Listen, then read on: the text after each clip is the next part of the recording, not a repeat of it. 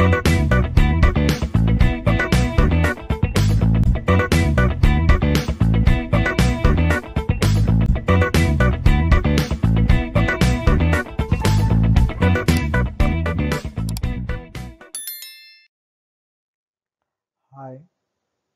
welcome you all for this video on temperature strain measurements.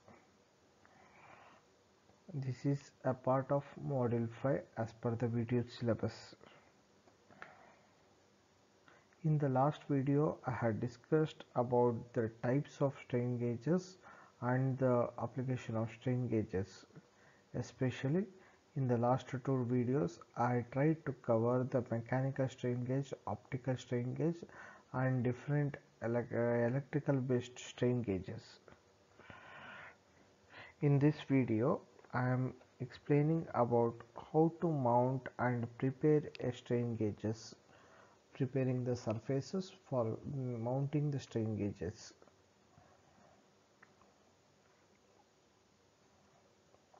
Because these electrical strain gauges, they are backed or pasted over the surface, not unlike the mechanical strain gauges in which the 2 points are directly placed over the gauge length. Similarly, also it's the same case in the optical strain gauges in which the 2 points are placed over the test specimen. Whereas in electrical strain gauges, a thin paper-like structure is being pasted over the surface for which strain has to be measured or the specimen under test. So preparation and mounting of the strain gauges over the test specimen plays a very vital role.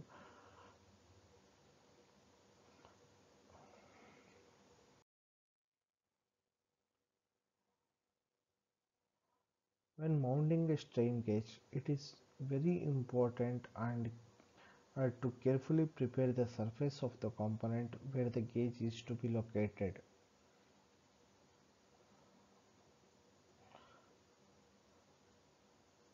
So the preparation consists of are the following steps which need to be strictly followed for properly mounting of the strain gauges are nothing but the first one, removing any paint or rust to obtain a smooth but not highly polished surface. Even we know when there is a highly polished surface exists, then the slippery action may cause, which may cause the further slipping up of the strain gauges itself when the load is increasing. So the surface on which the strain gauge has to be mounted must be properly cleaned by an emery cloth and bare material must be exposed. Next is about if there are any traces of oil or grease or anything is there, try to remove those traces with the help of a solvents like acetone.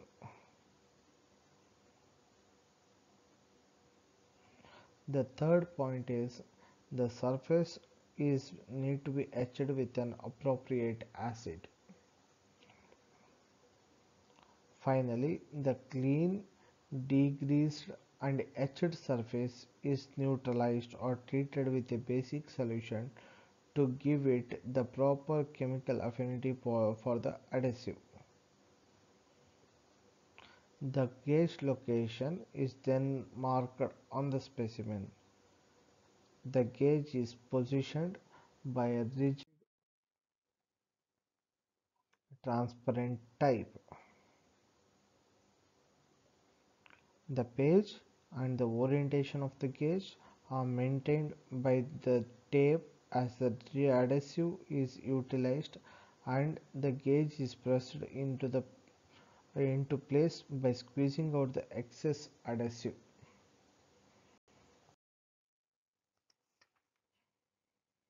Next, moving to the gauge factor. Generally, the electrical resistance of a metallic conductor varies directly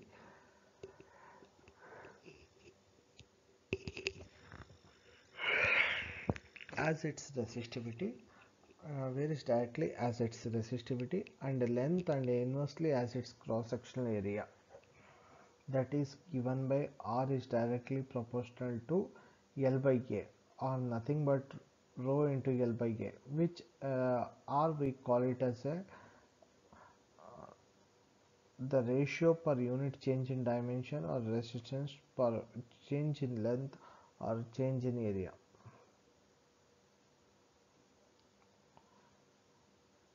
So the metallic crystal lattice forms a regular atomic pattern and particular form of bonding between the atoms.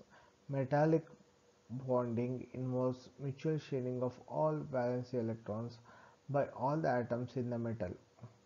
So thus any current passes through a conductor in the form of a directional motion of the electrons. We call it as electron flow.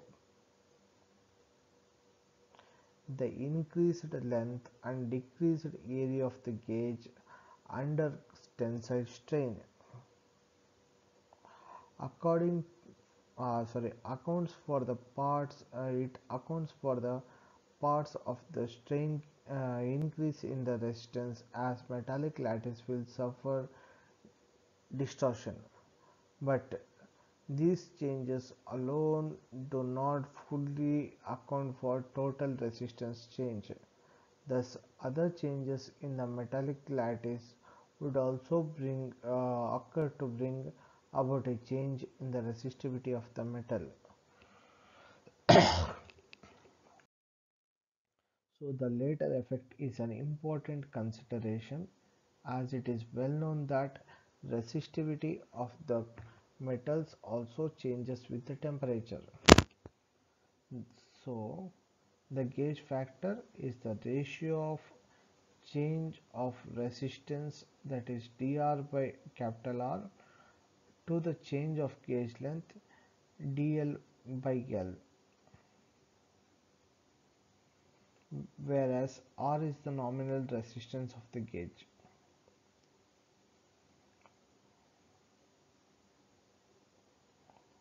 Mathematically, it can be expressed as Gf is equal to delta R by R or dl by L, or delta R by R is equal to Gf into Gf into delta L by L, or even we can rewrite it as Gf into epsilon, because delta L by L we can term it as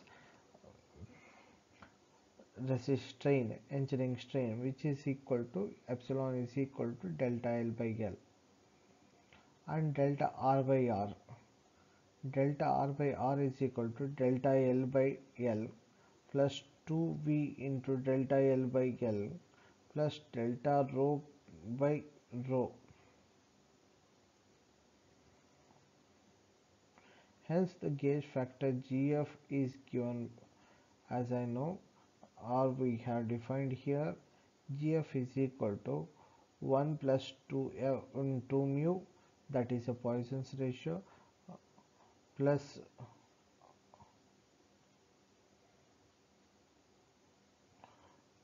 delta rho plus divided by rho of E, or nothing but epsilon here.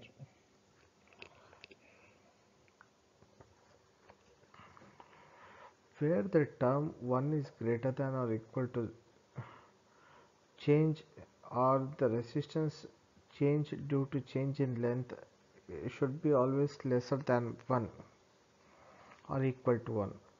Further, resistance to change due to the change in area is given by delta rho by rho into epsilon, which should be always greater than resistance change due to piezo resistive effect. So in other words, where R is the, as per the equation, where R is the nominal resistance of the gauge if we are considering, then finally the gauge factors supplied by the manufacturer and the range, it varies from 1.7 to 4 depending on the length of the gauge. An increase in the gauge length factor or gauge factor increases the sensitivity, but it is limited to metal gauges, largely because of relatively low resistivity of the metals, a limitation which is overcome in the semiconductor strain gauges, which have gauge factors of the order of plus or minus of 100 and or more.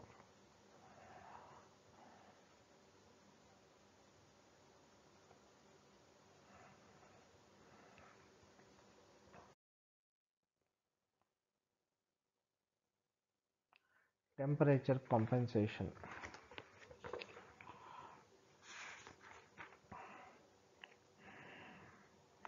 Temperature compensation is necessarily required because there is a change in the resistance, or the resistance is connected to the voltage. When the resistance is under consideration or friction is under consideration, temperature automatically comes because it rises the heat in the mechanical devices, and electrical resistance will cause the change in the temperature. So the expansion or contraction of the elements of a sensor due to variation in temperature results in the change in the resistance. Gauge factor of the strain gauge is affected by the temperature owing to creep. The resistance of the strain gauge elements varies with the change in the temperature. So this change results in the offset in the output, leading to erroneous measurements.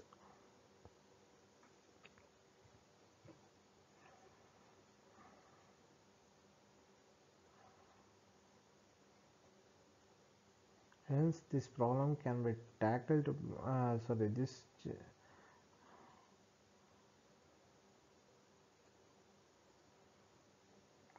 This problem can be tackled by providing a dummy sensor R3 so that the offset is nullified and the error is eliminated. Hence, a dummy strain gauge which changes due to temperature change compensates the change in an active strain gauge, and this effect we call it as a temperature compensation. In other words, in simple, the resistance of the strain gauge elements varies with the change in the temperature, and the strains may be measured or induced in the gauge due to differential expansion between the test member and the strain gauge bonding material. The adjacent arm, that is gauge bridge circuitry, is also shown in the figure, in which says that R1 divided by R2 is equal to R3 by R4.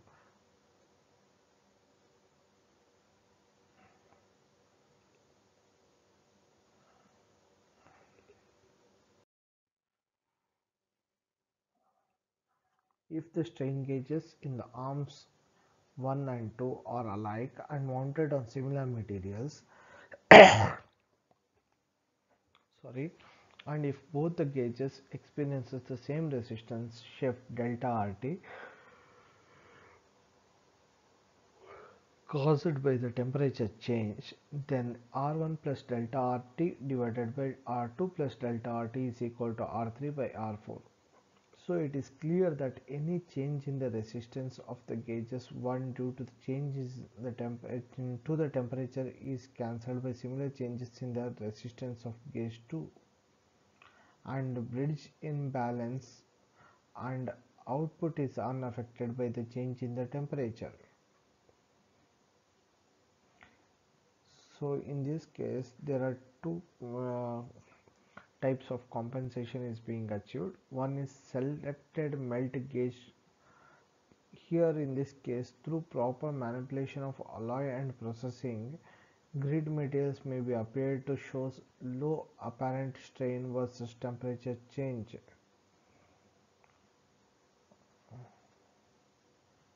In the second type, dual element gauge, here we use two wire elements connected in series in a one gauge assembly. The two elements have different temperature characteristics and are selected so that net temperature induced strain is minimized.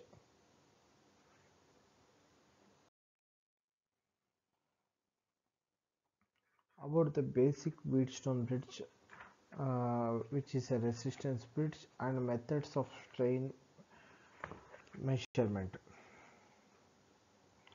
Electrical resistance type of strain gauges uses highly sensitive Wheatstone bridge circuit for the measurement of strain. It is mainly because the conventional methods for measuring the strain involves the application of fixed current, and hence they have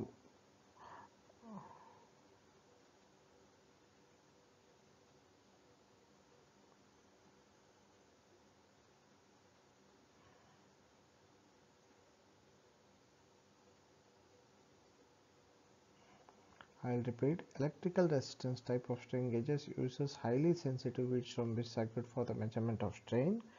The conventional methods of measuring the resistance involves the application of fixed current, and hence the measuring the voltage developed or the application of fixed voltage and measure the resultant current.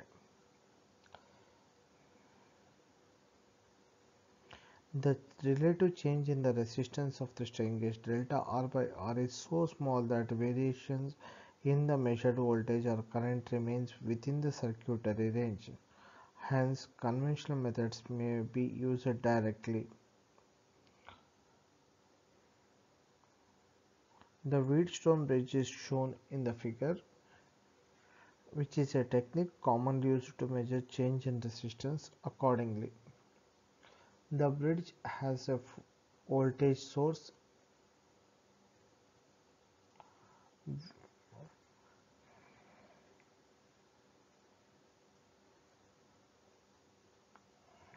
EI and 4 ohms with the resistance as shown in the figure.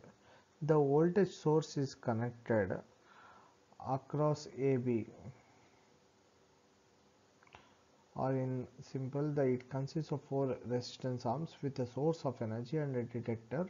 The basic principle of may be applied in two different ways: the null method and the deflection method. What I am discussing right now, it is a deflection method. According to this, R1 by R2 is equal to R3 by R4. Suppose if any change in the resistance occurs, it will unbalance the bridge and the voltage will appear across the BD, which causes the meter reading to change.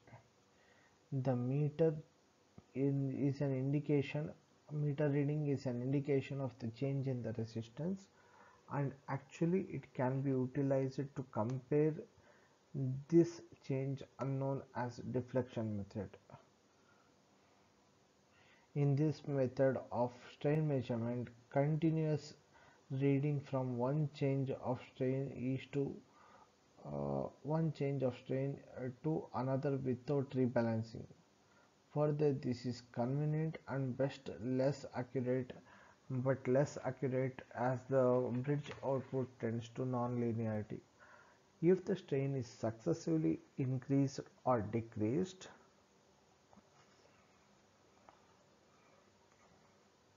in the null method, one of the resistors is adjusted. Just like example, R2 into R4 is equal to R1 into R3, or R1 divided by R4 is equal to R2 by R3, and the output voltage is 0. This condition can be used to determine the exact value of the unknown resistor. In this case, in the null method, one of the resistors is adjusted so that manually if R1 changes causing a meter deflection, R2 can be adjusted manually until this sets its effect just cancels that of R1 and the bridge is returned to its balanced condition. In this method, after each successive change in the strain, the bridge is rebalanced as the strain indicator will be calibrated under null balance condition. This method offers the highest accuracy while maintaining linear bridge circuit or bridge output. This condition can be used to determine the exact value of the unknown resistor. That is the major advantage of the null operation, and it is placed into one norms and others are adjusted until 0 is obtained at the output. This is called the null mode of operation or null operation or null method of calculating the strain.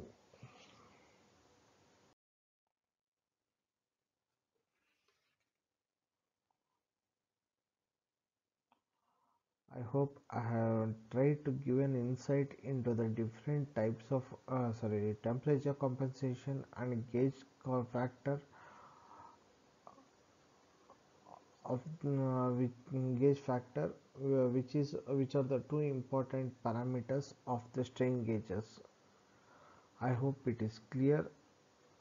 If you have got any doubts, please post it or send a mail to me. I'll try to answer. I have used different textbooks and internet sources in preparing this teaching material. I acknowledge all those sources through this video as a disclaimer, and I don't know, claim any kind of novelty in this video or in this teaching material. I hope I am clear, and I thank you all for the patiently watching this video. I also thank the members and the sources which are being helpful in preparing this video. In the next video, I will discuss on the temperature measurement process or temperature measuring devices. For this video, I will sign out. Thank you all once again.